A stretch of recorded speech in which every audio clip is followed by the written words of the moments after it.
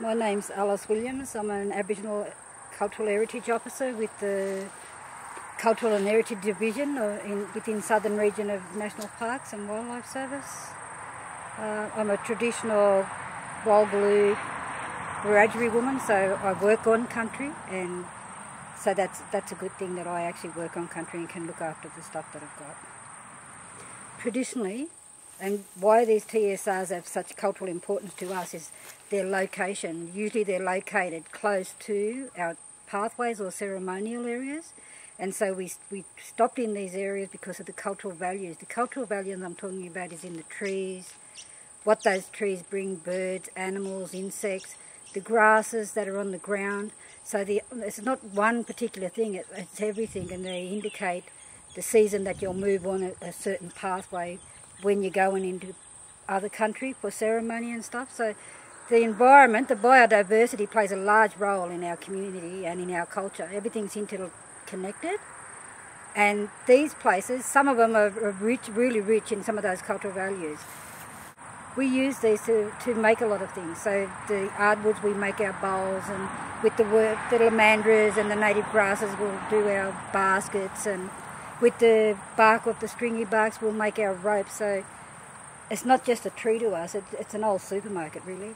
And a small area like a TSR today has a lot of value in it because all our resources came from a small area. All our grandfathers and uncles used to be involved in driving stock into the eye country or going mustering horses for sale, because that's the way we made our livelihood in those days. And so a lot of them are really proud of that period of time when they actually made that partnership with non-Indigenous people and got to still walk country, even though it was being trampled by cattle and that, but in those days that was normal. Do you think that do travelling stock routes have a role to play in this reconnecting to country? I think it is, because there's only a few areas, and access is a big issue for us. At least we can access the TSRs. We can't access a lot of private properties where a lot of our stuff is, or it might be under snowy hydro, it might be under forestry, it might be under parks. So it doesn't matter where we go, our country is managed by somebody else other than us, so we have to make these links in. But TSRs are mostly one place where we could come in and camp. And we still do camp on a lot of the TSRs, especially on the Murrumbidgee, and a lot of the families still gather every year at those TSRs and spend weeks and weeks there. So they play a really important part in our families come together.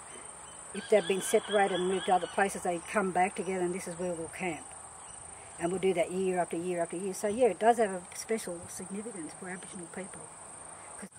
How do you think they should be managed? I think they should be given back to Aboriginal people because of the Aboriginal values and what they actually mean to Aboriginal people.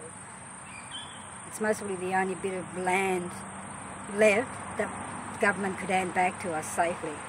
Even if we get a hand back of National Park and that, it still goes under a 99-year lease in perpetuity, So we don't really get ownership, we just get joint management. Well, what does that really mean? Do we really have a say on how that's managed, or are we just one of the little things they manage with all the rest of weeds and everything else?